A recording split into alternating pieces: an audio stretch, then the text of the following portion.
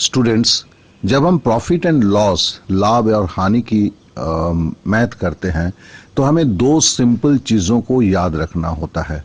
वो क्या है? जो भी लाभ और हानि का हिसाब होता है वो कॉस्ट प्राइस, क्रय मूल्य, खरीद भाव पर होता है। तो अर्थात अगर मेरे को सपोज कि 10% लाभ हुआ है तो क्रय मूल्य 100 रुपया होगा, तो उसमें 10 रुपया जुड़ेगा तो 110 रुपया होगा, क्योंकि क्रय मूल्य से तब विक्रय मूल्य ज्यादा होगा, तभी तो लाभ हुआ होगा। और उसी तरह अगर लॉस हुआ है 10%, तो क्या होगा? क्रय मूल्य अगर 100 रुपया है तो विक्रय मूल्य क्या होगा? 90 रुपया, क्योंकि हमने ज्यादा दाम में खरीदेंगे, कम दाम में बेचेंगे, तभी तो हमें लॉस हो जाएगा ना। तो ये सिंपल चीज को खाली दिमाग में रखना है और इसी से हम सारा मैथ को बना लेते हैं अपने तरीके से।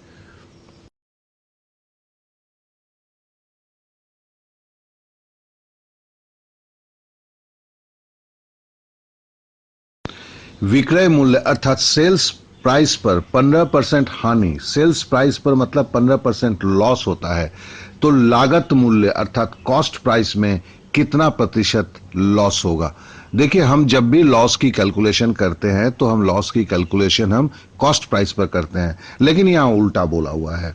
यहां बोलता है कि मेरे को सेल्स प्राइस में कैलकुलेट करना है। तो चलिए हम लिखते हैं कि सेल्स प्राइस होगा 100 रुपया।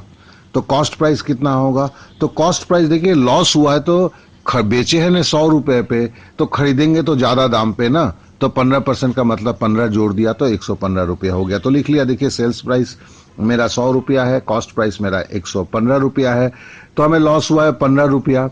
अब बोलता है कि मेरे को 15% लॉस जो है लागत मूल्य पे कितना होगा? लागत मूल्य कितना है मेरा?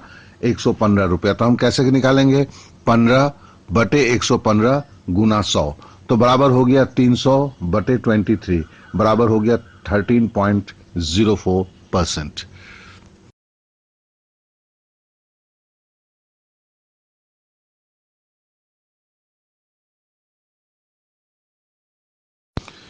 इस सवाल को देखें। ए बी को एक साइकिल 20% लाभ पर बेचता है, बी सी को 25% लाभ पर बेचता है, सी उसके लिए 225 रुपया अदा करता है, मतलब पेमेंट करता है। तो ए ने इस साइकिल को कितने रुपया अदा किया होगा, मतलब ए ने इस साइकिल को कितने रुपए में खरीदा होगा? तो चलिए हम पहले करते हैं, ए लिखते हैं, बी लिखते हैं, सी लिखते हैं। हम एक्स के जगह देखिए यहाँ पे प्रतिशत का मैथ है तो हम 100 ही लेंगे। तो हम ले लेते हैं ए 100 रुपये में बेचा, खरीदा। अब ए को 25% लाभ लाभ चाहिए या 20% लाभ चाहिए, तो ए ने बी को कितना में बेचा होगा? 120 रुपये में, तभी तो 20 रुपये लाभ होगा ना। अब बी ने सी को जो है उसे कितना पे लाभ पे बेचा? 25% लाभ में बेचा। तो 25% लाभ लेकर कितना होगा? देखिए 120 गुना 125/100, तो बराबर हो गया 150। तो हमारे सामने क्या खड़ा हुआ? देखिए, ए ने जब साइकिल 100 रुपया में खरीदा था तो सी उसे कितने में खरीदता है? 150 रुपये में। ठीक है ना। तो सी, अब उल्टा करके चलते हैं, जब सी 150 रुपये में खरीदा है तो ए खरीदा है कितना में? 100 रुपये में। तो सी जब आपका 1 रुपये में खरीदा होगा तो ए कितना में खरीदा होगा? तो 100/150 में। अब सी जब 225 रुपया में खरीदा तो ए कितना में खरीदा होगा? देखिए काट कूट के आ जाता है 150 रुपया, जो आपका आंसर हुआ।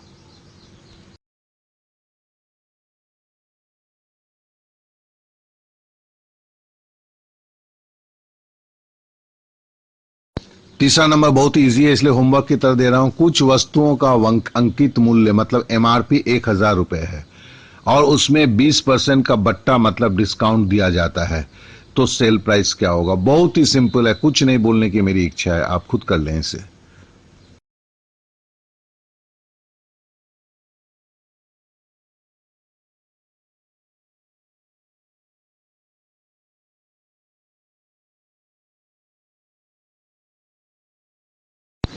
अब जरा इस सवाल को देखें। एक वस्तु को 931 रुपये में बेचने पर, 931 रुपीज में बेचने पर 5% का हानि मतलब लॉस होता है। यदि उसे 3.5% लाभ पर बेचा जाए, मतलब प्रॉफिट पर बेचा जाए, तो उसकी संभावित विक्रय मूल्य अर्थात सेल प्राइस क्या होगा? देखिए हम क्या लिखे हैं, 5% लॉस और उधर लिखा है 3.5% प्रॉफिट। 5% लॉस बराबर क्या होता है 95, और 3.5% प्रॉफिट क्या होगा, 100 में हम 3.5 जोड़ देंगे तो 103.5 होगा। 5% लॉस हुआ था क्या, मैंने 100 में से 5 घटा दिया था, इसलिए 95 हुआ था। तो 95 रुपया में जब बेचा है, लेकिन अब बेचना है 103 रुपये 5 पैसे में सवाल के हिसाब से। तो 1 रुपये में अगर बेचा होगा तो अब कितना में बेचना है, 103.5 बाई 95। और जब बोला है 931 रुपया में पहले बेचा था, अब कितना में बेचना होगा, तो 103.5 बटे 95 गुना 931 काट कूट के होगा 1014 रुपया 41 रुपया 70 पैसा।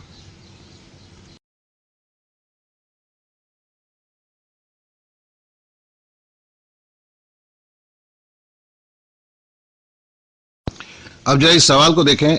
एक वस्तु के अंकित मूल्य अर्थात एमआरपी पर 15% बट्टा मतलब 15% डिस्काउंट देने पर 20% की प्रॉफिट होती है। मतलब अगर किसी वस्तु का जो दाम है उसमें 15% अगर हम डिस्काउंट देते हैं तो भी जो बेचने वाले को 20% का प्रॉफिट होता है। यदि वस्तु का क्रय मूल्य 153 रुपया हो तो अंकित मूल्य क्या होगा।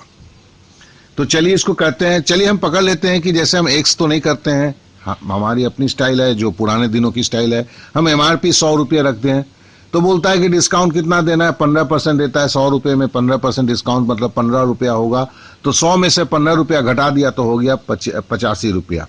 तो मतलब 100 रुपया अगर लिखा हुआ है तो आदमी उसको 85 रुपये में बेचेगा।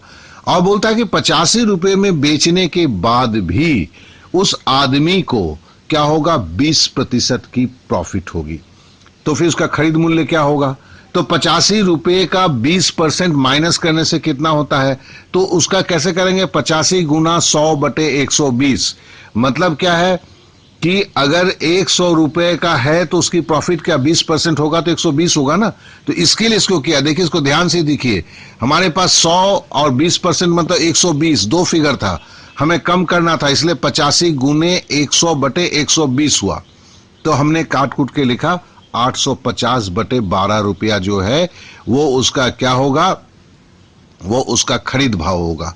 तो देखिए अब क्या है कि यहां से एक चीज आ गया कि जब 850 बटे 12 रुपया उसकी खरीद प्राइस है तो एमआरपी होना चाहिए कितना, 100 रुपया। तभी ये दो कंडीशन हमारा सेटिस्फाई होता है। पहला कंडीशन क्या है, डिस्काउंट जो 15% का है। दूसरा कंडीशन क्या है कि प्रॉफिट आपका 20% होना चाहिए।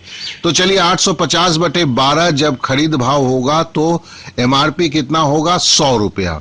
तो 1 रुपया होगा तो कितना होगा, तो 100 बटे 850 गुना 12, ठीक है ना। अब बोलता है कि अगर 153 रुपया उसका क्या कहते हैं खरीद भाव था तो एमआरपी क्या होगा, तो क्या होगा, हम अगर करेंगे तो 100 बटे 850 गुना 12 गुना 153, तो फिर हमारा काट कूट के आ जाएगा 216 रुपया।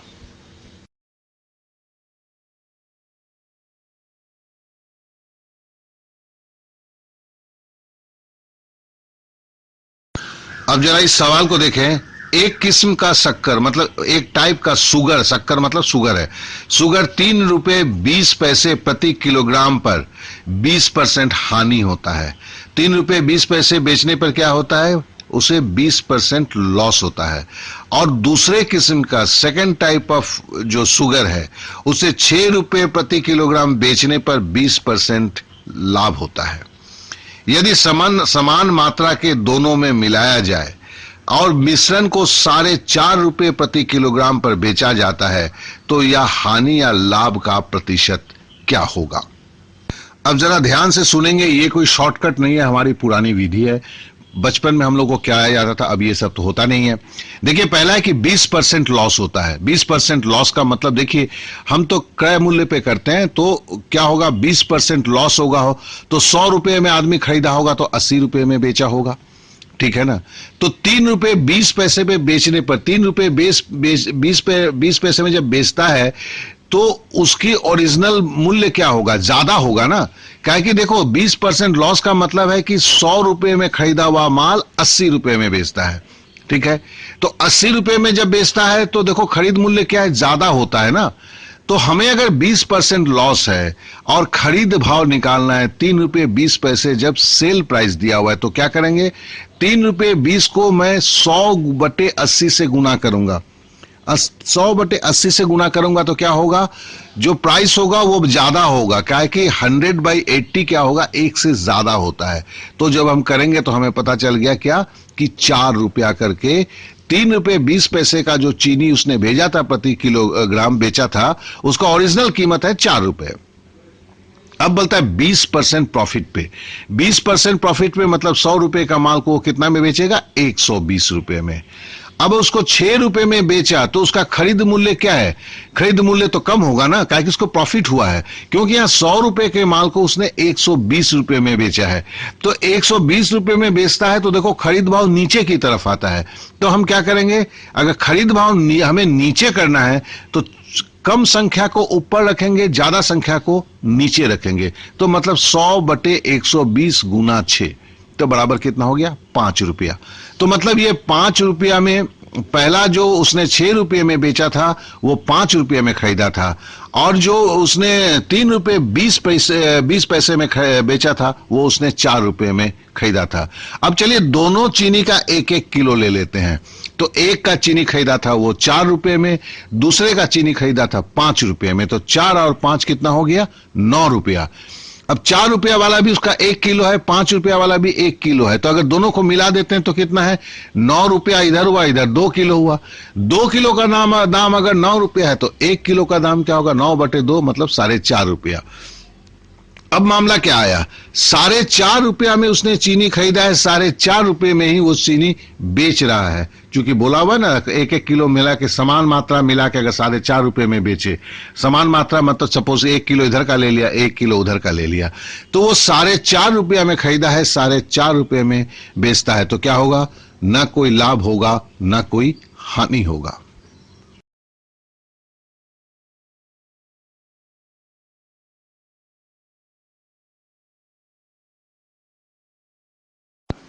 इस सवाल को जरा ध्यान से सुनेंगे। एक दुकानदार के पास 2 घड़ियां हैं, वो दोनों को 308 रुपए प्रति घड़ी के हिसाब से बेचता है। मतलब दोनों का सेलिंग प्राइस जो है, प्रत्येक का जो है 308 रुपए करके है।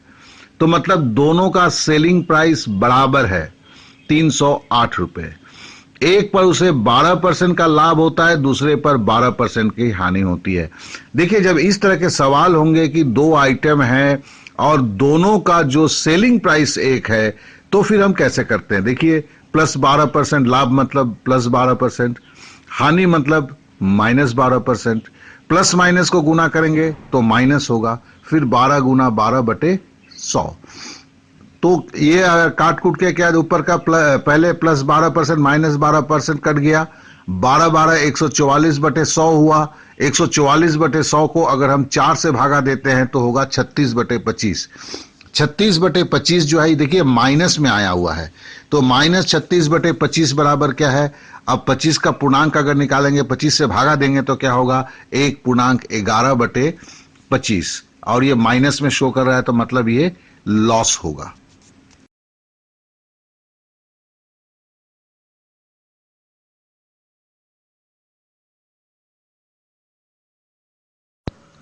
कुमार एक वस्तु 21 रुपए में बेचता है, 21 रुपीज में कोई सामान को बेचता है, जिससे उसको उतने प्रतिशत की हानि होती है। पकड़ लेते हैं X% की हानि होती है जितने में उसकी वस्तु की क्रय की थी। मतलब वस्तु का क्रय दाम भी X है। देखिए, ये वस्तु का अगर X दाम X होगा तो उसकी लॉस परसेंटेज भी X होगी। तो वस्तु का क्रय मूल्य क्या है। तो देखिए, इसमें एक सिंपल सा शॉर्ट ट्रिक है। वो शॉर्ट ट्रिक क्या है कि यहां पे देखिए जो ऑप्शन दिया है, जिस संख्या के पीछे शून्य होता है, 0 लगा हुआ होता है, वही उसका आंसर होता है। देखिए, पहला ऑप्शन है 21, 21 रुपीज या 100। ये नहीं है, क्या है कि 21 में 1 लगा हुआ है, इसलिए इसको छाड़ देते हैं, जबकि बाद में सेकंड वाला में 100 है। बी भी नहीं होगा, सी भी नहीं होगा। डी में देखिए 30 रुपया है या 70 रुपया है, दोनों में शून्य है। अब जरा सोच लीजिए, भी 21 रुपये में बेचता है, 30 रुपया अगर दाम होता, 30 रुपया अगर दाम होता तो उसको लॉस कितना होगा, 30% होता। 30 रुपए का 30% कितना होगा? 9 रुपया होगा। 30 से 9 रुपया घटा देंगे तो क्या होगा? वही 21 रुपीज होगा। और 70 रुपीज अगर दाम होता तो 70 रुपीज में उसको 70% लॉस होता था, मतलब 7-7-49। तो 70 रुपए से 49 रुपए अगर घटा देते हैं तो क्या होता है? वही 21 रुपया होता है। तो देखिए इसका जो है बहुत ही आसान है, खाली एक ही दिमाग में रखना है, जिस संख्या के बाद सुनना होता है, क्योंकि इसमें दो वैल्यू होता है, दोनों में जीरो होना चाहिए, तो फिर आपको वही आंसर होता है। ठीक है ना? इसको अगर नहीं समझते तो कम से कम 2 बार मेरी बात को सुन लीजिए, आपके पास चीजें क्लियर हो जाएगा।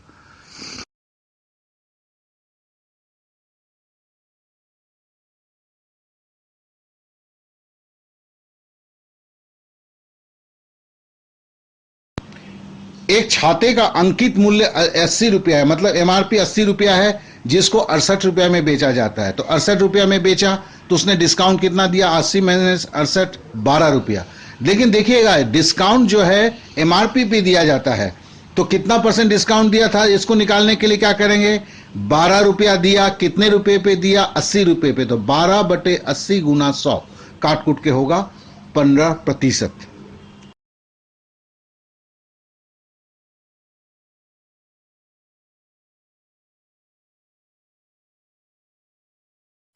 अब जरा इस सवाल को देखें। एक वस्तु के अंकित मूल्य अर्थात एमआरपी पर 15% बट्टा, मतलब 15% डिस्काउंट देने पर 20% की प्रॉफिट होती है। मतलब अगर किसी वस्तु का जो दाम है उसमें 15% अगर हम डिस्काउंट देते हैं तो भी जो बेचने वाले को 20% का प्रॉफिट होता है। यदि वस्तु का क्रय मूल्य 153 रुपया हो तो अंकित मूल्य क्या होगा? तो चलिए इसको करते हैं। चलिए हम पकड़ लेते हैं कि जैसे हम एक्स तो नहीं करते हैं, हमारी अपनी स्टाइल है जो पुराने दिनों की स्टाइल है। हम एमआरपी 100 रुपया रखते हैं, तो बोलता है कि डिस्काउंट कितना देना है? 15% देता है। 100 रुपये में 15% डिस्काउंट मतलब 15 रुपया होगा। तो 100 में से 15 रुपया घटा दिया तो हो गया 85 रुपया।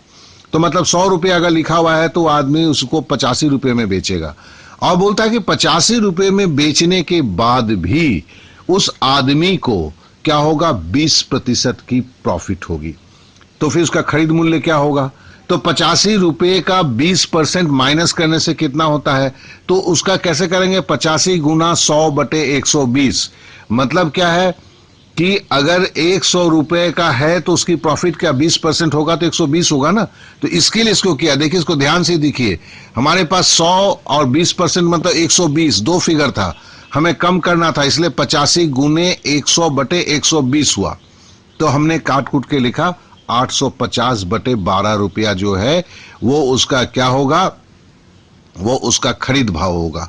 तो देखिए अब क्या है कि यहां से एक चीज आ गया कि जब 850/12 रुपया उसकी खरीद प्राइस है तो एमआरपी होना चाहिए कितना? 100 रुपया। तभी ये दो कंडीशन हमारा सेटिस्फाई होता है। पहला कंडीशन क्या है? डिस्काउंट जो 15% का है। दूसरा कंडीशन क्या है कि प्रॉफिट आपका 20% होना चाहिए। तो चलिए 850/12 जब खरीद भाव होगा तो एमआरपी कितना होगा? 100 रुपया। तो 1 रुपया होगा तो कितना होगा? तो 100/850 गुना 12। ठीक है ना? अब बोलता है कि अगर 153 रुपया उसका क्या कहते हैं खरीद भाव था तो एमआरपी क्या होगा? तो क्या होगा? हम अगर करेंगे तो 100/850 गुना 12 गुना 153, तो फिर हमारा काट कूट के आ जाएगा 216 रुपया।